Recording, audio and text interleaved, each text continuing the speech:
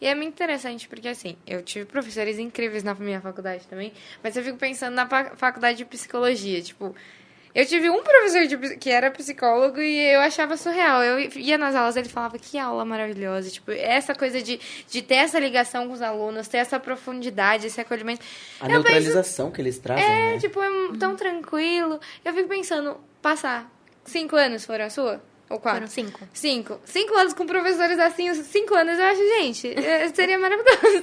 Nossa, eu fico... É, tipo, eu passo nos inspirações, corredores né, da também. faculdade, vejo lá salas de psicologia e fico... Será? E se... Como eu E sempre se eu falo. tropeçar na secretaria e trancar a administração? E pra psicologia. Mas eu sempre falo, gente, se você tem oportunidade de fazer um curso de psicologia, vá. Porque é transformador, assim, é algo que realmente muda você. Eles ensinam você, da forma que eles se apresentam, a ser muito mais humano, muito mais acolhedor, muito mais compreensivo com relação às pessoas. Sabe? Então, por exemplo, a gente percebe... tem pessoa que age de tal forma, tal forma, tal forma, mas a gente sabe que existe uma história por trás. E a gente respeita tudo isso. Né? Eu acho que a parte humana da psicologia é algo que toca todas as pessoas. E toca nós mesmos também. Sim, nos molda, né? Tira uma dúvida aqui. É minha, mas eu acredito que o pessoal de casa talvez também tenha essa dúvida. Necessariamente fazer psicologia, a faculdade em si... por exemplo, eu não quero atuar como psicólogo, mas eu quero fazer para entender como é, até mesmo para trazer algo para mim. Você recomendaria ou não? Olha, faça só se você quer atuar. Você quer ser psicólogo? Sim, aí sim, se não...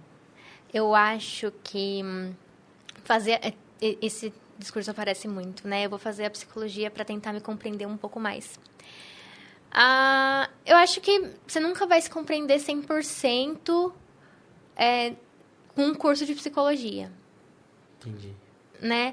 Então, assim, você vai compreender o ser humano, né? Você vai entender como funciona desde o biológico, o psicológico, o social. E aí a gente também pode entrar... isso, as faculdades de psicologia, elas não se aprofundam, né? Mas algumas teorias também falam do âmbito espiritual, não no sentido religioso, gente, mas sim no âmbito espiritual, no sentido de sentido da vida, né? Aquilo que te leva para o seu caminho. Aquilo, os seus valores, as suas crenças, né? Então, a faculdade, ela não vai garantir isso de forma pessoal. Ela vai garantir isso de forma ampla, como um todo. Né? Para todas as pessoas, todos os povos, todos aqueles que são seres viventes, né? Que nós convivemos, estão ao nosso redor. Então, é para isso, assim, sabe? Então, se você gostaria de conhecer o ser humano em si, compreender um pouco de filosofia, da biologia do ser humano, tudo isso faz sentido. Agora, para compreender a si mesmo, você vai sempre ter uma questão ali. Que essa questão nunca vai partir de você, né? Você vai ter que se conhecer e com seu psicólogo lá, né? Mesmo a gente, o seu psicólogo às vezes conhece você mais do que você mesmo. Faz parte. Exato, assim, a gente, né, nós psicólogos, eu acho que a base do nosso trabalho, pelo menos em psicoterapia, assim, eu consigo falar mais de psicoterapia porque é a minha área, né? Mas a primeira base é o autoconhecimento. Com as crianças a gente fala muito de emoções, com os adultos também.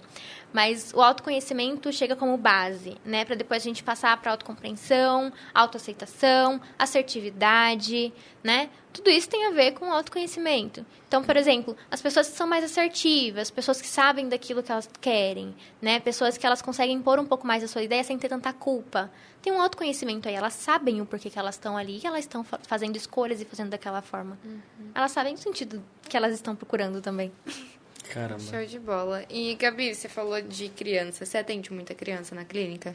Atendo. Assim, com a pandemia, a demanda, tanto de adultos quanto de criança, tem aumentado muito. Né? As crianças estão voltando a entrar em contato com a escola agora. E, assim, a gente tem percebido uma certa ansiedade nas crianças.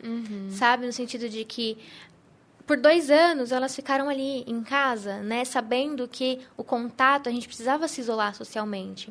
Né? Então, quando elas voltam para a escola, a gente percebe uma insegurança nas crianças, algumas dificuldades. Algumas crianças que começaram a escola pela internet, né? Então, no modelo remoto por conta da pandemia. Então, isso, assim, tem abalado não só as crianças, mas também os adultos. A procura por atendimentos psicológicos em si, a procura por atendimentos com relação à saúde mental aumentou demais, quase que triplicou. Presencialmente, eu acho que duplicou, assim, se eu não estiver enganada, no modelo online, né? Por conta da pandemia, do isolamento social. Nós somos seres humanos, nós precisamos de contato.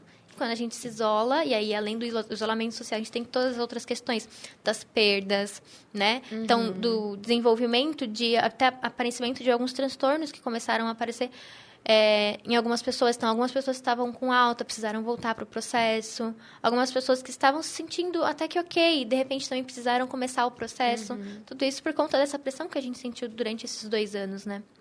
E a pandemia foi assim, eu acho que, nossa, a gente tem mais ou menos uma média de idade aí, 20 e poucos anos.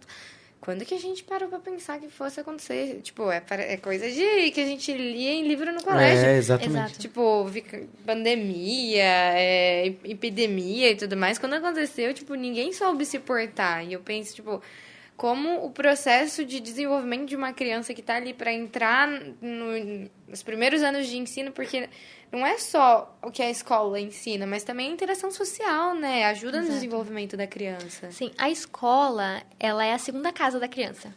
Digamos assim. Então, a criança, ela tem a casa dela, mas também tem a escola. A escola é o ambiente em que ela mais vai ter contatos sociais, né? Então, a criança, ela tem ali contato com os amigos dos pais, né? Com a família em si. Mas a escola é um ambiente totalmente diversificado, né? Com crianças de todas as famílias, todos os tipos de famílias, com professores.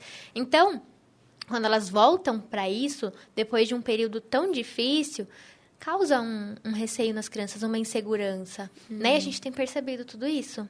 O modelo remoto, ele trouxe algumas dificuldades também, né? E aí, quando a gente tem que retornar, é também um trabalho de formiguinha com as crianças. Algumas crianças tendo dificuldades na escola do presencial, Que né? acostumou muito com o remoto, né? Sim. Algumas crianças com dificuldades na sociabilização também. Então, tem tudo isso, sabe? E é um trabalho que a gente faz de formiguinha com as crianças. Assim, é um trabalho que vai aos poucos, né? Que elas também vão se adaptando aos poucos. O ser humano é um ser de adaptações, né? Então, elas também vão se adaptando agora para a escola. Acredito que agora, nesse momento, assim, depois de... A gente voltou ao presencial, assim, faz pouco tempo, né? Esse ano até agora. Então, e agora a gente está tendo aí algum aparecimento de novos casos, né? Então, imagina para uma criança como isso é. Aparecem novos casos, vamos voltar a usar máscara. Ah, mas liberou a máscara, vamos liberar a máscara. Vamos voltar para casa, tem que ficar em casa de novo. Tem aula, mas daí tem prova em casa. Daí faz uma prova na casa, uma na escola. É uma bagunça, né? Pra Sim. cabecinha delas, né? Exato. E aí como é que a gente explica tudo isso para uma criança, né? Eu sempre falo, a gente tem que ser muito sincero com as crianças, assim, a gente tem que usar uma sinceridade, mas de forma ou lúdica, ou de uma forma que elas possam compreender e se sentir acolhidas. Porque tem que explicar de uma forma que elas entendam, né? Porque não adianta você fala, a criança não entender, ela vai virar pra você. Exatamente. Não. Você não pode deixar ela com medo, né? Não. Você tem que fazer ela entender a realidade, que é um processo, e que tá tudo bem, vai tremer um pouquinho, vai desestabilizar, mas é o processo, é normal. Não é você falar, se você pisar lá fora, você vai morrer. Você vai. Que tem pais que falam, não fala, não pega na mão, que senão vai. Não, você tem que mostrar, quando iniciou, né, a pandemia, por exemplo, que fica em casa, usa máscara, só sai se necessário, vai ao mercado se necessário, vai um por família. E as crianças às vezes acabavam indo junto. Eu ia muito no mercado para todo mundo de casa. E eu via pais falando, não toca nisso. Não, você vai pegar, você quer ficar isolada, sozinha? Então, assim, passava a informação de uma forma tão grosseira. Bruta, né? Tão bruta, no sentido que a criança, ela não ia se isolar, passar o álcool em gel na mão por saúde, mas sim por medo. Sim. Né? A gente tem que passar essa... Eu sempre falo, assim, né? Quando a gente trabalha com crianças, a gente trabalha também com os pais. A gente trabalha com a família inteira, né?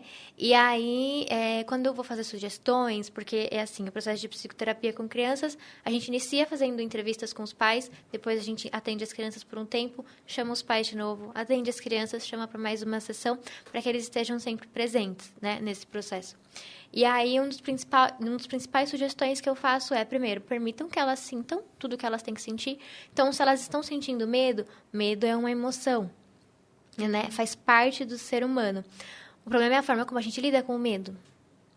Será que a gente alimenta? Como é que a gente ensina a enfrentar o medo, por exemplo? Né? E aí, na pandemia, trazer informações, né? Então, você falou, às vezes a gente traz informações que causam medo. Mas como é que a gente traz a informação certa, compreendendo de que a gente também pode fazer sugestões para evitar, por exemplo? Então, ok, a gente precisa passar o álcool em gel, a gente precisa usar a máscara, né? São sugestões que a gente faz e informações que a gente traz. Por quê? Porque tem um vírus, né? Que tá causando uma doença assim, que tá pegando em bastante gente. E aí a gente precisa evitar, né? Pra proteger todo mundo, pra proteger você, é importante, né? Então, assim, de forma muito simples, mas muito verdadeira também. As crianças compreendem. As crianças, assim, se a gente é sincero com elas, na medida do possível, e, assim, trazendo informações e sugestões que não assustem elas, porque eles não são adultos, né? Os adultos, eu sempre falo, às vezes tem alguns adultos que eles procuram nas crianças um desenvolvimento, assim... Exato. Que, meu Deus... Uma criança de 5 anos, ela tem que se portar como uma pessoa de 20 e respeitar, falar. Imagina. Exato. E nem sempre é assim, né? Porque a criança é criança, então ela precisa viver a infância, né? As fases do desenvolvimento precisam ser vividas. Então, como a gente faz com que essa fase seja vivida, mas que ela não se torne um adulto, né? E que tenha responsabilidade de adulto. A criança tem responsabilidade de crianças. E ela lida da forma que uma criança pode lidar. Exato. E eu acho que pega muito, assim, eu não sou mãe aqui, eu acho que nenhum de nós somos mães. Também não e sou pais. mãe nem pai. Mas eu acho que tem pouco que eu vejo, assim, leio às vezes, que às vezes as pessoas não veem a criança como um ser que entenda. Às vezes as palavras mais simples que você usa, e você explicando, ao invés de você vir com medo, ou até mesmo com ameaça, com bater e chamar a atenção de uma forma brusca, né, bruta do jeito que a gente falou, a criança vai entender. Tipo, você explica pra ela, explique, não dê, tipo... algo que vá trazer medo pra ela, porque acumula os sentimentos não muito bons pro desenvolvimento dela, certo? Meu Sim. pensamento. Agora você me confirma, porque, né, não... O que acontece? A gente vem de uma cultura. Eu nunca falo pros pais, não faz isso, não faz aquilo, né? Mas a gente vem de uma cultura de punição. Sim. Só que o que acontece? A punição, assim, saindo um pouquinho da minha abordagem, indo mais pro meu comportamental, os comportamentais, se eu estiver errado, me ajudem. Mas a punição, ela vai praticamente gerar uma exclusão de comportamento. Então, ela corta rápido.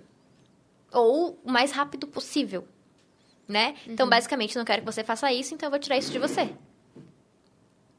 Só que isso gera aprendizagem? Nem um pouco. Isso gera uma exclusão de comportamento e ok. Agora, a gente trazer informações e sugestões é mais trabalhoso, leva mais tempo, mas gera aprendizagem. Eu sempre falo, quando a gente está num momento de dificuldade, né, seja ele qual for, a gente usa esse momento como um momento de aprendizagem. É o principal de tudo isso, seja para as crianças, seja para os adultos. Né? Use o momento de dificuldade como um momento de aprendizagem, para ampliar a aprendizagem que você já tem. Né? Então, trazer informações, né? E não, é uma frase que eu sempre falo para os pais: não vamos lidar raiva com raiva. Não leva a nada, né? Só... Porque vai aumentar a raiva. Vamos pensar assim, vamos colocar a água e a raiva, né? Então, vamos colocar raiva aqui dentro, aí depois coloca mais raiva aqui dentro, vai transbordar. E vai causar um dano.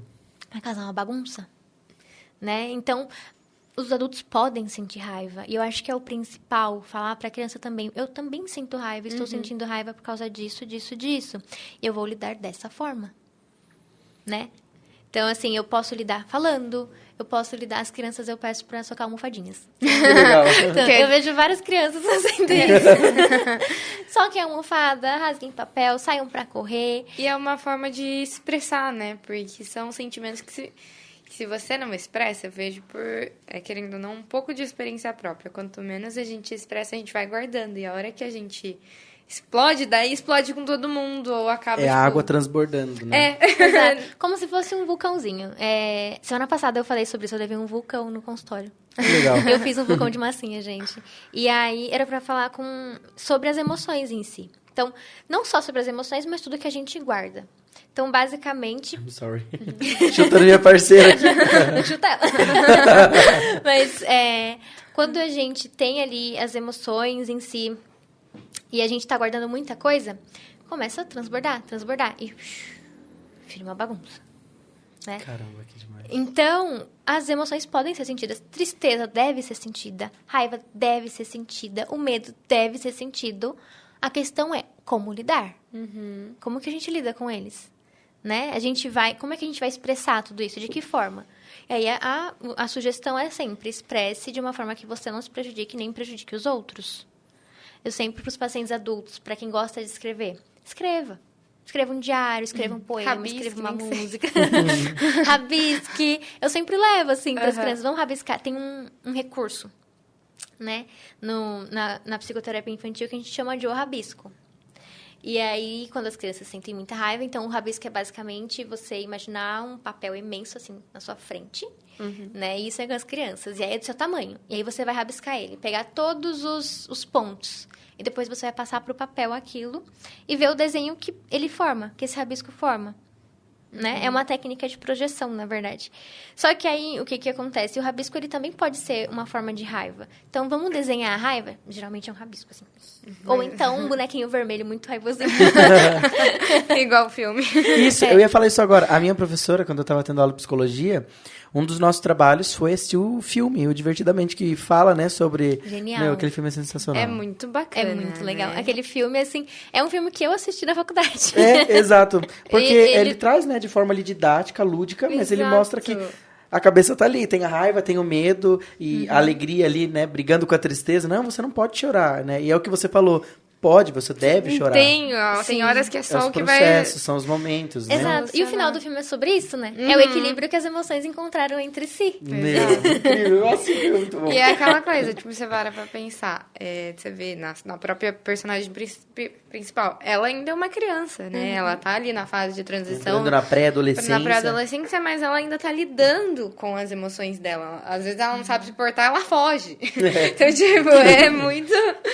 Mas a pré-adolescência, ela é uma fase de uma baguncinha, Imagina. sabe? Muitas questões. Então, assim, tô saindo da infância, tô na pré-adolescência, mas também não sou adolescente, não sou adulto, não tenho responsabilidades assim, mas também não sou mais uma criança, né? Então, é um conflito que os pré-adolescentes e adolescentes vivem, que é o tempo todo. E é muito rápido, né? Porque, tipo, às vezes eu observava muito na escola.